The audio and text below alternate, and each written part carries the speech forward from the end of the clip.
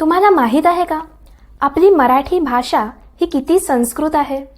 आपण रोज वापरतो ते अनेक शब्द थेट संस्कृतमधून आले आहेत. जसे की हस्तकला म्हणजेच हँडीक्राफ्ट सारख्या शब्दांमध्ये आजही मूळ हस्त जिवंत आहे. आपले नाम अर्थात नाव हे संस्कृतच्या नामन मधून आले आहे. वर्ष जो मूळचा संस्कृत शब्द, तो वर्षा ऋतू किंवा पूर्ण वर्ष या दोन्हीसाठी आपण वापरतो.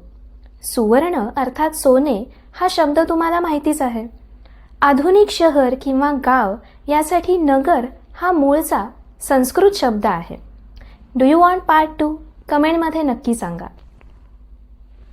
तुम्हाला माहीत आहे का, आपली मराठी भाषा ही किती संस्कृत आहे.